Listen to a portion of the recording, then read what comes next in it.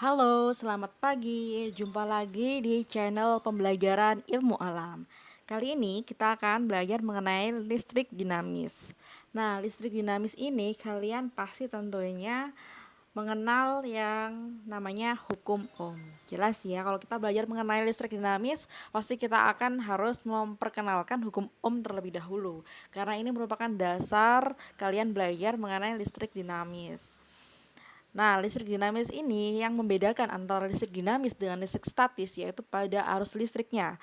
Kalau arus listrik pada listrik dinamis ini dia mengalir sehingga menimbulkan arus listrik. Sedangkan pada listrik statis dia tidak ada arus yang mengalir, jadi tidak ada arus listrik di sana.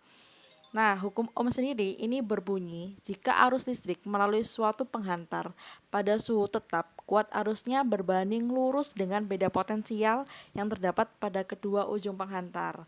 Jadi ketika beda potensialnya semakin besar, maka I-nya juga semakin besar.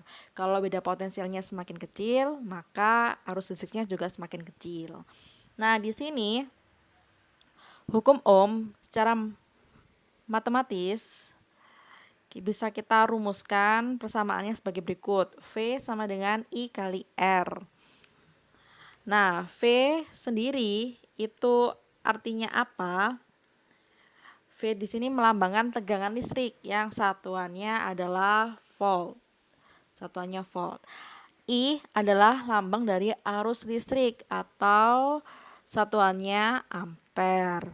R itu adalah hambatan listrik. Satuannya di sini ohm. Baik, kita lanjut ke karakteristik rangkaian listrik. Nah, di sini ada gambar percabangan arus listrik. Nah, percabangan arus listrik ini yang akan menjelaskan mengenai hukum Kirchhoff. Kalian di jenjang SMP ini belajar mengenai hukum Kirchhoff yang pertama, yang menjelaskan bahwa jumlah kuat arus listrik yang masuk dan keluar dari suatu percabangan itu nilainya sama. Jadi secara sistematis bisa kita tulis sigma. Sigma itu adalah jumlah arus yang masuk sama dengan jumlah sigma arus yang keluar.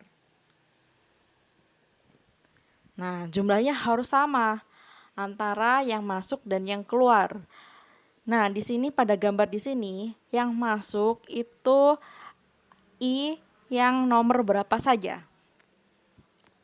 Betul sekali, yang masuk adalah I1 ditambah I2. Sedangkan I keluarnya berarti yang selain I1 dan I2 ya, yaitu I3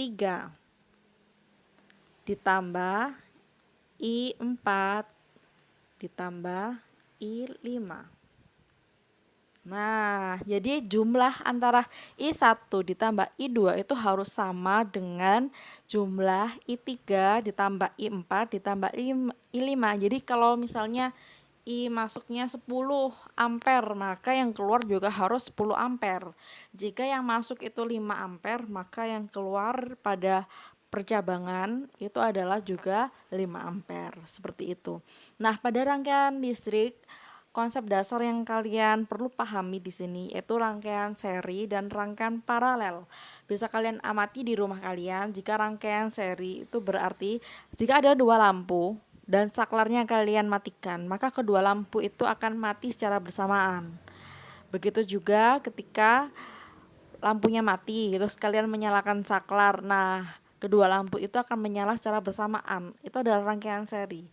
Jadi mereka lampunya nyala secara bersamaan dan mati secara bersamaan. Sedangkan rangkaian paralel berarti beda. Salah satu jika dimatikan akan salah satunya lagi akan masih menyala. Nah, di sini kita bahas dulu rangkaian seri. Di sini saya punya rangkaian yang disusun, hambatannya disusun secara seri, yaitu ada R1, R2, dan R3, di mana masing-masing hambatan ini akan mengalir arus. Arusnya saya kasih nama I1 mengalir pada hambatan 1. I2 berarti arus listrik yang mengalir pada hambatan 2. I3 berarti arus listrik yang mengalir pada hambatan 3. Ini 3 ya.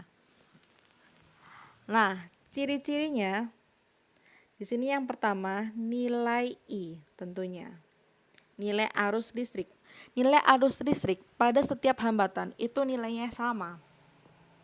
Berarti bisa ya, I yang mengalir pada rangkaian itu sama dengan I yang ada di hambatan 1 sama dengan I pada hambatan 2 sama dengan I pada hambatan 3. Nilainya selalu sama. Sedangkan bagaimana dengan tegangannya? Nilai tegangan atau saya singkat sebagai nilai V.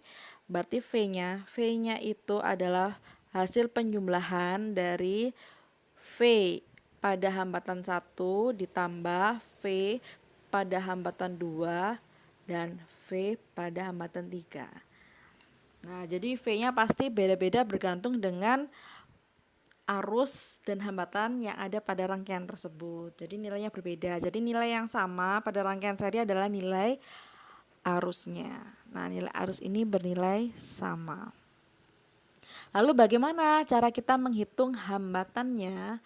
Hambatan pada rangkaian seri.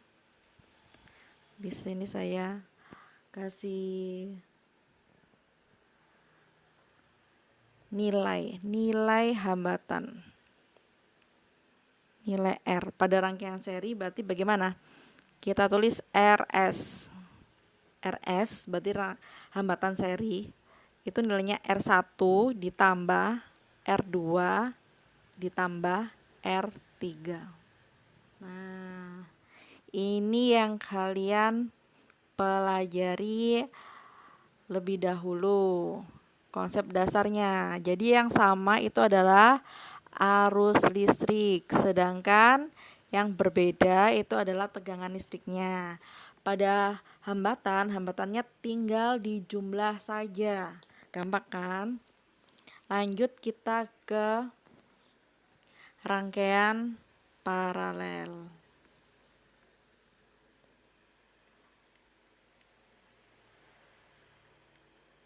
Rangkaian paralel.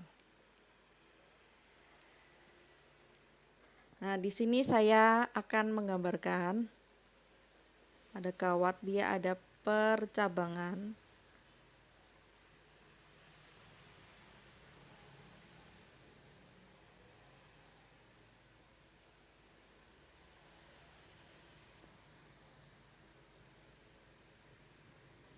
Nah, di sini ada R1, ada R2, ada R3.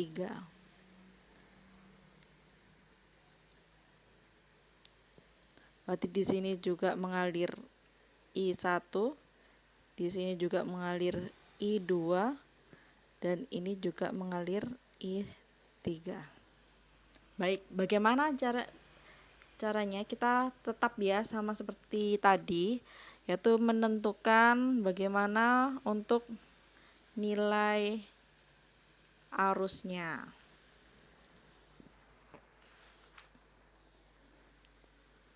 Nilai arus. Nah, nilai arus di sini ada arus yang masuk. Nah, arus yang masuk ini harus sama dengan penjumlahan antara I1 ditambah I2 ditambah I3. Nah, jadi kebalik ya, kalau ini sama dengan kalau ini dijumlah. Berarti nilai arus pada I1, I2, I3 itu berbeda bergantung hambatannya dan tegangan listriknya. Kemudian bagaimana dengan nilai tegangan?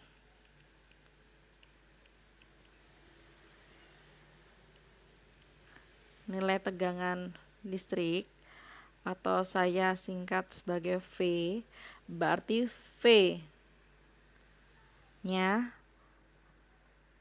sama dengan V jumlah semua tegangan itu sama dengan V yang ada di 1, tegangan yang ada di hambatan 2 dan tegangan yang ada di hambatan 3. Kemudian bagaimana cara kita menentukan besarnya hambatan pengganti pada rangkaian paralel? Berapa besarnya R? Di sini kita memakai rumus 1 per RP, berarti rangkaian paralelnya sama dengan 1 per R1 ditambah 1 per R2 ditambah 1 per R3. Nanti kita jumlah, kita total, itulah hambatan pengganti pada hambatan paralel, seperti itu. Sekian penjelasan kita hari ini. Nah, ini adalah perbedaan rangkaian listrik paralel dan seri yang harus kalian pahami. Jika masih kurang jelas, kalian bisa mengulang lagi menonton video ini. Dan jangan lupa untuk di-subscribe videonya dan share ke teman-teman kalian jika merasa bahwa video ini bermanfaat untuk menghadapi ujian akhir semester. Tentunya listrik dinamis ini adalah pelajaran yang ya lumayan sulit buat kalian, padahal sebenarnya nggak sulit, cuman kalian harus tahu konsep dasarnya saja. Nah, di video selanjutnya kalian akan saya kasih contoh bagaimana cara menyelesaikan sebuah masalah dalam soal mengenai rangkaian listrik dinamis. Nah, segitu dulu. Selamat pagi, selamat beraktivitas, dan jangan lupa memakai hand sanitizer kalau keluar, memakai masker dan cuci tangan dengan sabun pastinya ya. Lalu dibilas dengan